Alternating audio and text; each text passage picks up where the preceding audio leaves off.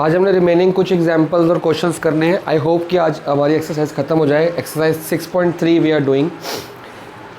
मैंने आपको last time questions करा दिए थे टेंजेंट्स वाले, नॉर्मल निकालने वाले। आज हम कुछ करेंगे, एक तो ट्रिग्नोमेट्री की टाइप करेंगे, एंड अगर लास्ट टाइम बताया था कि अगर tangent parallel to X axis है या tangent parallel to Y axis है, ये बताया था। आज मैं बताऊंगा कि अगर टेंजेंट पैरेलल टू किसी लाइन है या टेंजेंट किसी पॉइंट के उससे गुजर रही है, कुछ डिफरेंट केसेस मिसलिनियस। तो कोशिश करेंगे जो क्वेश्चंस रह गए वो और ट्रिग्नोमेट्री टाइप। ये आपका एग्जांपल नंबर 20 है। आपको इसमें बोला गया कि find the equation of tangent to the curve given by ये। अब बात ये होती है कि वहाँ तो लिखा कर्व, कर्व्स नहीं लिखा, कर्व लिखा है, एस नहीं लगा, मतलब सिंगुलर है, मतलब ये एक ही कर्व की इक्वेशन है। अब आप बोलोगे सर एक ही कर्व की दो इक्वेशन कैसे हो सकती है, क्योंकि ये साइन की टर्म्स में है, ये कॉस की टर्म्स में, तो हो सकती है। तो और आगे अभी जब आप बड़े होंगे तो आपको पता लग जाएगा। तो बेसिकली ये एक कर्व है जिसकी ये दोनों इक्वेशंस हैं, and you have to find the equation of tangent. आपको इस टेंजेंट की इक्वेशन निकालनी है। अब सबसे बड़ी बात ये, देखो कर्व ऐसा भी हो सकता है और कर्व ऐसा भी हो सकता है। हम उस डिटेल में नहीं जा रहे, ना हमने एग्जाम में फिगर बना के देखनी है। हाँ, आप देख सकते हो अपने रफली प्रैक्टिस के लिए। जब आपका कर्व की इक्वेशन तो दी हुई है, इस टेंजेंट की इक्वेशन के लिए आपको दो चीज़ें चाहिए। सबसे पहली चीज़ चाहिए पॉइंट, ये वाला, और एक चीज़ चाहिए स्लोप। ठीक है, पॉइंट हमारा कैसे निकलेगा और स्लोप हमारा कैसे निकलेगा, तो सबसे बड़ी बात है पॉइंट हमारे पास है। अगर आप ध्यान से देखो, पॉइंट हमारे पास है। अगर आप क्वेश्चन ध्यान से देखो तो क्वेश्चन में दिया हुआ है कि आपको इस कर्व की टेंजेंट की इक्वेशन निकालनी है, जो कि पॉइंट स्लोप फॉर्म से ही निकलेगी, और ये कोई अभी हमने पढ़ी नहीं है। लेकिन पॉइंट हमारे पास है एट t इक्वल टू π/4 है, π/2 है। तो ये पॉइंट तो हमारे पास है कि t इज इक्वल टू ये, क्योंकि ये t में चल रहा है। थीटा हो सकता है, t हो सकता है, x हो सकता है, y हो सकता है, पैरामीटर कुछ भी हो सकता है, और पैरामीट्रिक डिफरेंशिएशन आपने चैप्टर नंबर 5 में कर रखी है। अब बात आती है कि स्लोप नहीं है मेरे पास। तो अगर पॉइंट मेरे पास है और स्लोप मिल जाए, इस पॉइंट पे मैं पॉइंट स्लोप फॉर्म लगा दूंगा। सबसे पहले काम करते हैं, स्लोप कैसे निकलती है। अब मेरी स्लोप है क्या, स्लोप मेरी है dy/dx। आप बोलोगे सर आपने कहा था कि यार t है तो t dy/dt होना चाहिए था। नहीं, dy/dx होगा। क्यों? क्योंकि कर्व जो है वो x और y की डेफिनेशन में है। तो सिर्फ पॉइंट एक t की फॉर्म में, उसको हम सब्स्टिट्यूट कर देंगे π/2 से, लेकिन आपको dy/dx से निकालना है। अब ये तो बड़ी व्यथा होगी कि dy/dx कैसे निकालें, क्योंकि यहाँ पे तो x की इक्वेशन में y नहीं है और y की इक्वेशन में x नहीं है। तो कोई बात नहीं, घबराना नहीं है, पहले डिफरेंशिएट करते हैं with respect to t। t की रिस्पेक्ट में कर रहा हूँ मैं, क्योंकि एंगल थीटा है। तो सर आप तो यहाँ पे dy/dx कह रहे हो, वेट करो, सब्र रखो, सब चीज़ें क्लियर होंगी। क्योंकि अगर मैं इसको dx की x with respect to x कर दूंगा तो ये dt/dx बन जाएगा, उसका मेरे पास आंसर नहीं है। ये भी dt/dx बन जाएगा, उसका मेरे पास आंसर नहीं है। तो या तो ये dt/dx कट जाए तो भी हो सकता है, या सिंपल तरीका है कि differentiate with respect to t करते हैं, dx/dt वो वहाँ पे ना कट के यहाँ पे कट जाएंगे आपके। तो dx/dt क्या आ जाएगा, इधर तो लेफ्ट साइड ये आ गया, और a वैसे का वैसे एज अ कॉन्स्टेंट है, sine cube T. Sine theta क्या होता है, पहले तो क्यूब का किया जाएगा, सबसे पहले तो इसका किया जाएगा अंकल जी का। तो इनका पहले आ जाएगा 3 sin square T, 3 sin square T n(a)n-1। फिर किया जाएगा साइन टी का, साइन टी का होता है कॉस टी। फिर किया जाएगा टी का, वो बनेगा dt/dx। ठीक है, कुछ भी नहीं किया, सिंपल सा हमने चेन रूल लगाया है। ए वैसे का वैसे ही, साइन क्यूब का 3 sin स्क्वायर टी, फिर साइन टी का कॉस टी और dt/dx। सिमिलरली मैं यहाँ पे भी करता हूँ। I am going to rub this, क्योंकि इसकी अभी ज़रूरत नहीं है मेरे को, और ये हमको चाहिए dy, याद रखना t हमारे पास है, dy/dx चाहिए। ठीक है,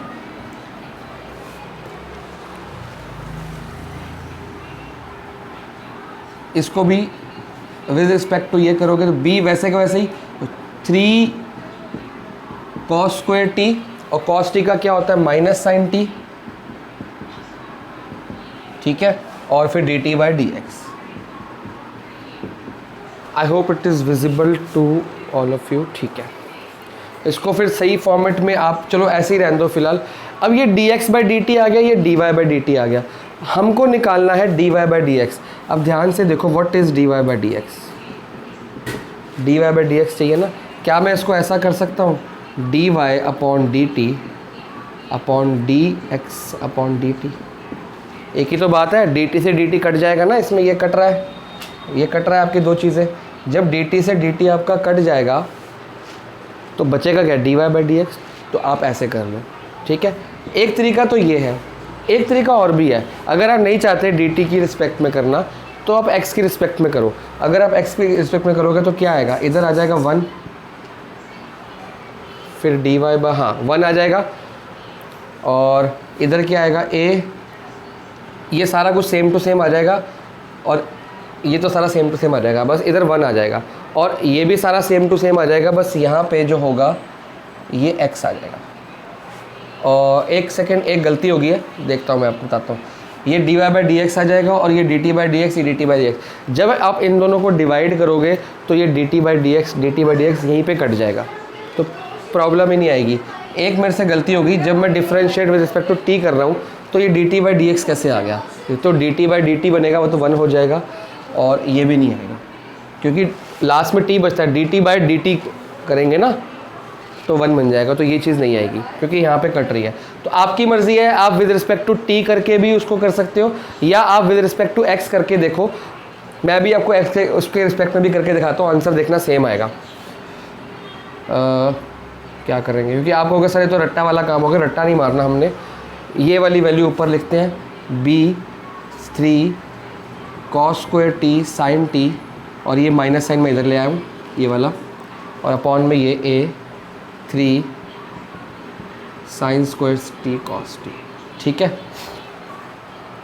तो 3 से 3 काट दो, sin t से ये स्क्वायर कट गया, cos t से ये स्क्वायर कट गया, क्या बचा मेरे पास, मेरे पास बचा -b cos t और a sin t, ठीक है जी। अब आप बताओ हमको, ये हमारा क्या आ गया dy/dx, स्लोप आ गई।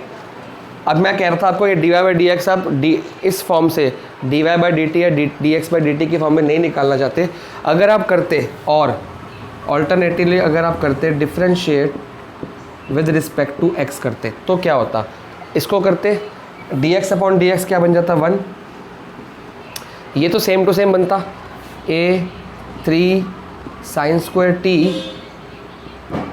cos t, same to same बन गया, और यहाँ पे आ जाता है dy/dx, क्योंकि विद रिस्पेक्ट टू x करो ना, dy/dx आ जाएगा, बाकी अच्छा यहाँ पे आ जाएगा dt/dx, ठीक है। और ये आ गया dy/dx, और b3 cos² t minus sin t dt/dx। अगर आप differentiate with respect to x करते, फिर आपको आंसर किसका निकालना था dy/dx। थोड़ी सी प्रॉब्लम इसमें ये आती कि ये तो आपके पास है, फिर आप क्या करते, ये dt/dx है ना ये वाला, इसकी वैल्यू यहाँ पे लेके जाते, ये हो जाता 1/a3 sin² t cos t, ये आपकी वैल्यू आ जाती है dt/dx। ये अगर differentiate with respect to x करते तो ये वाले इक्वेशन का ये बनता और ये वाले इक्वेशन का ये बनता, और dt/dx दोनों जगह आता, जो कि यहाँ पे नहीं आया क्योंकि dt/dt था तो कट गया। ध्यान से रिवाइंड करके सुन लेना ये बात दोबारा से। मैंने यहाँ पे dt/dx की वैल्यू निकाल ली, यहाँ पे पुट कर दी डिवाइड करके, ये सारी वैल्यू जब यहाँ पे जाएगी किस जगह पे dt/dx, ये वैल्यू यहाँ से उठ के इधर चली जाएगी dt/dx की जगह, तो dt/dx आपका अपने आप हट जाएगा, ये आ गया 1/a3 sin² t cos t, ठीक है ना। यहाँ पे आपका dt/dx था और dt/dx की वैल्यू इससे निकाल के सब्स्टिट्यूट कर दी, वही चीज़ आ गई, 3 से 3 कट गया, साइन से ये कट गया, ये कट गया, सेम टू सेम बच गया। तो आप दोनों मेथड्स में से कोई भी अप्लाई कर सकते हो, कोई हार्ड एंड फास्ट रूल नहीं है कि यही फॉलो करना है। मैंने आपको दोनों दिखा दिए, या तो ये कर लो विद रिस्पेक्ट टू t कर दो और डिवाइड कर दो, या आप विद रिस्पेक्ट टू x ही कर दो पूरे को, और यहाँ से dt/dx की वैल्यू निकाल के इसमें पुट कर दो। इसमें से निकाल के इसमें पुट नहीं करनी, क्योंकि dy/dx यहाँ पे है, हमको dy/dx चाहिए था, तो ये यहाँ पे आया, यहाँ पे नहीं आया, तो आप कर देना, ठीक है। अगला क्वेश्चन मैं इस तरह से करा दूंगा, मैंने दोनों बता दिए ताकि कन्फ्यूजन ना हो आपको, ठीक है।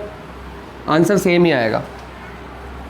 तो d Y by D x ही निकालना था, ये हमारा निकल गया। अब हमको निकालना है पॉइंट स्लोप फॉर्म से इक्वेशन। तो स्लोप हमारी आ चुकी है और स्लोप हम निकालेंगे इस पॉइंट पे, t is equal to pi by 2, ठीक है ना। ये मैंने कहा था कि आप लास्ट वीडियो में बताया था, ये आप अलग से भी निकाल के वैल्यू पुट कर दो पॉइंट स्लोप फॉर्म में, या वहीं पे निकाल लिया करो, एक ही बात होती है। तो यहाँ पे निकाल लेते हैं पाई बाय 2 और a sign pi by 2। Cos 90 degree कितना होता है? कॉस 90 डिग्री होता है आपका 0। जब ये 0 हो गया तो ये तो कुछ भी हो तो 0 ही हो गया, ठीक है। तो आंसर आ गया 0। अब स्लोप कितनी होगी? 0। तो therefore equation of tangent at t equal to pi by 2 क्या फॉर्म है? y minus y1 equal to D Y by D X X minus x1। यही है ना इक्वेशन। मैंने कहा था कि ये अलग से यहाँ भी निकाल सकते हो, और या तो ये वैल्यू यहाँ पुट कर दो, यहाँ पे भी t की वैल्यू डाल के निकाल सकते हो, दोनों बातें। अब y माइनस y1 क्या है हमारे पास? पॉइंट तो हमारे पास है ही नहीं। एक बात बताओ, जिस चीज़ का स्लोप ही 0 आ गया तो हमको पहले पॉइंट भी तो निकालने पड़ेंगे। पॉइंट तो हमारे पास सिर्फ ये वाला था, हमको तो ये वाला पॉइंट भी चाहिए, x, x1 y1, ये वाला पॉइंट तो है नहीं। ये तो उन्होंने बताया कि स्लोप इस पे निकालो पाई बाय 2 पे, लेकिन ये वाला पॉइंट का है, क्रिटिकल पॉइंट का है। तो पॉइंट निकाल लेते हैं पहले साइड पे किसी जगह पे, यहाँ निकाल लेते हैं। पॉइंट कैसे निकलेगा? पॉइंट निकलेगा जो t की वैल्यू है, ये रहा पॉइंट आपका, ये ऑलरेडी पॉइंट दिए हुए हैं आपको। तो x की वैल्यू क्या आएगी? a साइन क्यूब आपका साइन क्यूब पाई बाय 2, ठीक है ना। हमने कुछ नहीं करना, t की वैल्यू पाई बाय 2 यहाँ पुट कर दी, x और y भी तो है। तो x is equal to a sine cube pi by 2। Sine pi by 2 कितना होता है? 1। 1 का क्यूब कितना होता है? 1। तो a आंसर आ गया। और ये है b cos cube pi by 2। Cos pi by 2 कितना होता है? 0। तो आंसर आ गया 0। तो हमारा x इक्वल टू a आया और y इक्वल टू 0 आया। मेरे को पहले ही कर देना चाहिए था, मैं भूल गया था। जब मैं यहाँ पे आया तो मेरे को लगा y1 और x1 तो है ही नहीं, ये वाला पॉइंट तो है ही नहीं, तो फिर मैंने साइड पे निकाल दिया। आप लोग इसको पहले ही निकाल के फिर ये पुट करना, पहले ये कर लो स्लोप, फिर ये पॉइंट निकाल लो, फिर ये कर लो। अब y माइनस y1 कितना है हमारा? ये वाला 0, और D Y by D X तो 0 है ही है, और x चाहे वो 0 आएगा लेकिन आप शो करो x कितना है? a, ठीक है। तो सारा कुछ ही आपका कटपटा गया है। तो equation of tangent to the given curve at ये इज़, ये आपकी सेम टू सेम इक्वेशन बन गई है, बुक में भी यही लिखी है, तो यही आपकी इक्वेशन का x y minus 0 is equal to 0 x minus a। इसको और सॉल्व आप नहीं कर सकते, अगर आप करोगे तो आंसर आएगा y इक्वल टू 0, ठीक है। तो कुछ नहीं किया हमने, बस ट्रिग्नोमेट्रिक फॉर्मूले से किया। या तो आप डी वाई बाई, इसमें यही चीज़ सिखानी थी नहीं कि या तो आप रिस्पेक्ट टू टी कर दो, इसको भी रिस्पेक्ट टू टी कर दो, डिवाइड कर दो, डी वाई वाली साइड ऊपर डी एक्स नीचे, तो आपका आ जाएगा स्लोप। या आप विद रिस्पेक्ट टू एक्स ही कर दो दोनों को। जब विद रिस्पेक्ट टू एक्स करोगे, इसमें D T by D x आएगा, उसकी वैल्यू निकाल के इसमें पुट कर देना, वाई वाली एक्स वाली में से D T by D x निकाल के एक्स वाली में पुट, वाई वाले में पुट कर देना, तो भी आपका सेम आएगा। एक और क्वेश्चन करते हैं, क्वेश्चन नंबर 5 एक्सरसाइज 6.3 निकाल लो। अभी इससे मिलता जुलता question exercise question 6.3 question number 5। इसमें आपको ये x की वैल्यू है, y की वैल्यू है, और आपको इक्वेशन ऑफ टेंजेंट नहीं निकालनी, इक्वेशन ऑफ नॉर्मल निकालनी है। ध्यान रखना, what is equation of normal? ये कर्व बन गया, ये टेंजेंट बन गई। इक्वेशन ऑफ नॉर्मल कहाँ पे होगी? ये नॉर्मल बनता है, ठीक है जी। तो आपको इसकी इक्वेशन निकालनी है, दिस वन। अब आपको पता है कि इक्वेशन चाहे किसी की भी निकालनी हो, हमें दो चीज़ चाहिए, वही से फिर से पॉइंट चाहिए और स्लोप चाहिए। तो पॉइंट स्लोप फॉर्म से निकलेगी, और आपको बोला गया theta at, theta equal to कितना दिया हुआ है? थीटा इक्वल टू दिया है पाई बाय 4, ठीक है। इस वैल्यू पे आपने, थीटा पे आपने निकालनी। तो सबसे पहले पॉइंट नहीं है मेरे पास, जो मेरे को x1 y1 चाहिए, यहाँ पे ये पॉइंट नहीं है और स्लोप नहीं है। तो सबसे पहले मैं स्लोप निकालता हूँ, फिर पॉइंट्स निकालूंगा, फिर equation of normal. Equation of normal लगा, यहाँ ध्यान रखना टेंजेंट नहीं है, इस बार नॉर्मल की निकालनी है, और नॉर्मल की स्लोप की फॉर्म अलग होती है। तो अब लास्ट देखो, वही बात है कि डेरिवेटिव निकालने के लिए आपको दो मेथड्स आगे फिर से, या तो आप डिफरेंशिएट करो विद रिस्पेक्ट टू थीटा कर दो, क्योंकि थीटा और थीटा है, पिछले में टी था, थीटा आ गया, तो यहाँ से आपका आ जाएगा dx बाय डी थीटा, और यहाँ से आपका आ जाएगा dy बाय डी थीटा। ठीक है, यहाँ पे आपका dx बाय डी थीटा आएगा, यहाँ पे आपका dy बाय डी थीटा आ जाएगा। आपने क्या करना है, ये वाला चीज़ यहाँ पे ले आओ, डिवाइड कर दो। ठीक है, जब आप डिवाइड कर दोगे ये कट जाएगा, आपके पास बच जाएगा dy बाय डी एक्स, वो आपकी स्लोप है। पिछले क्वेश्चन में मैंने यही किया था, dy by d theta upon dx by d theta करके निकाल दिया, और नीचे ऑल्टरनेटिव भी दिखाया था। अब मैं ऑल्टरनेटिव मेथड से करता हूँ। आप कंफ्यूज मत होना कि सर आप कभी वो करो कभी ये करो, मैं दोनों दिखा रहा हूँ आपको, आपको जो ईजी लगे आप वो कर लिया करो, क्योंकि कई बच्चों को वो समझ नहीं आता, कई बच्चों को, वैसे दोनों ही ईजी हैं। तो पिछले क्वेश्चन में अगर आप differentiate with respect to theta करते हो तो आप ऐसे करोगे जो मैंने मिटाया। अब अगर आप करते हो differentiate with respect to x तो कैसा होगा, ट्राई करते हैं। तो ये dx अपॉन dx तो 1 बन गया आपका, a वैसे का वैसे ही, कॉस क्यूब, अच्छा 3 कॉस स्क्वायर थीटा, ये 3 का हो गया पावर का, उसके बाद कॉस थीटा का हो जाएगा माइनस साइन थीटा। ठीक है, कॉस थीटा का हो गया, अब थीटा का भी होगा D theta by D x.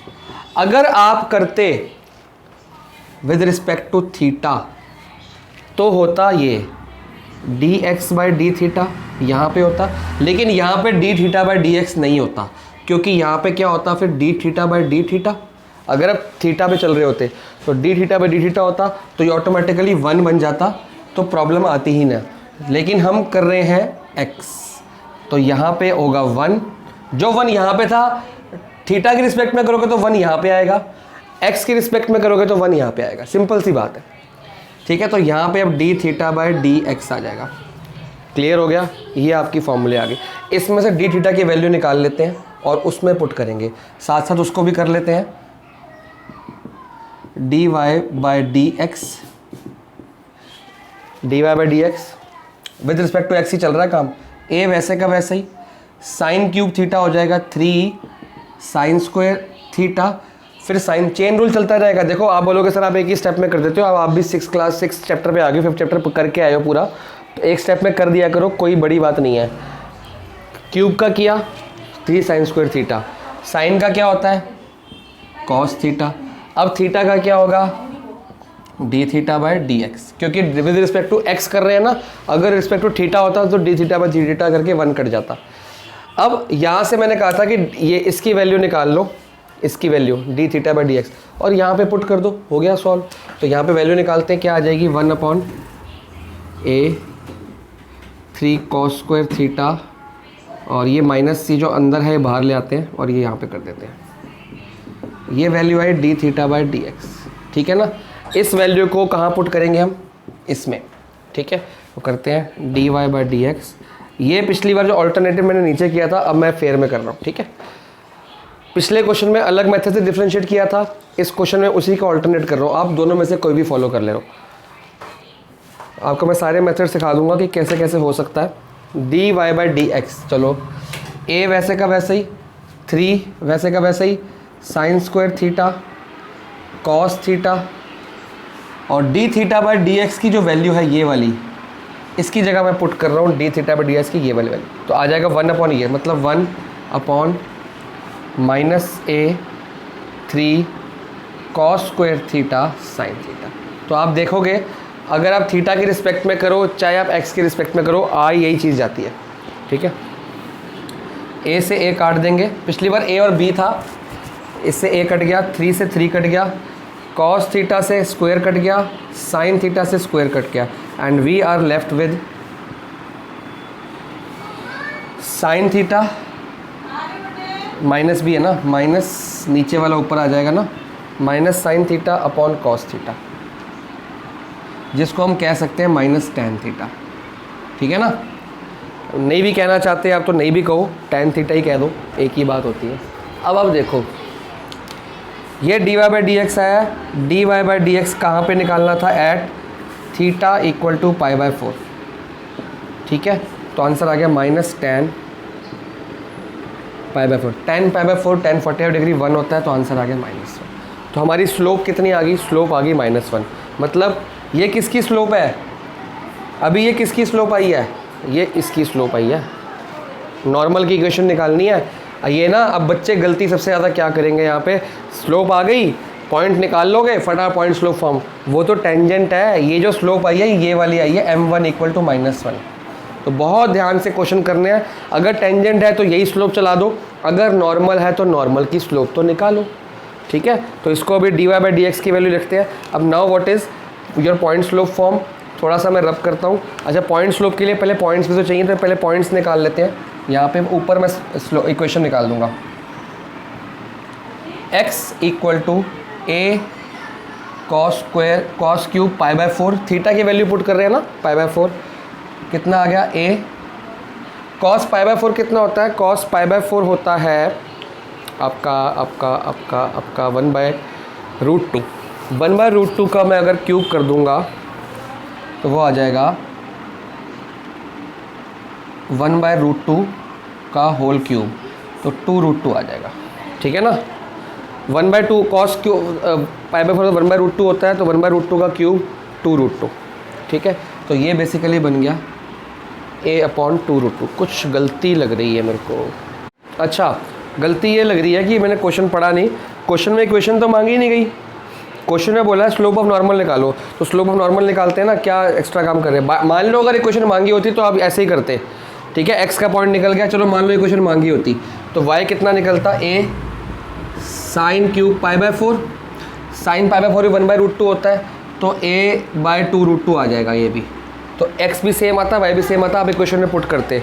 लेकिन आप इक्वेशन में पुट करते, थोड़ा सा मैं एक्स्ट्रा बता ही देता हूँ। अगर आप इक्वेशन में पुट करते तो इक्वेशन क्या होती है आपकी, इक्वेशन होती y - y1 = -1/dy/dx, क्योंकि आप इक्वेशन ऑफ टेंजेंट नहीं निकाल रहे, इक्वेशन ऑफ नॉर्मल निकाल रहे हो, x - ये आपकी, आप यहाँ पे y1 जो भी निकाला था और x1 जो निकाला था, और ये जो dy/dx है ये -1 करके पुट कर देते, तो आपका क्या आ जाता, इक्वेशन ऑफ नॉर्मल आ जाती। लेकिन अभी हमको क्या मांगा है, स्लोप ऑफ नॉर्मल, तो हमारा इसका स्लोप आ गया m1, और स्लोप ऑफ नॉर्मल क्या होता है, तो लिखेंगे slope of normal = -1 slope of tangent. Phone आ गया बीच में।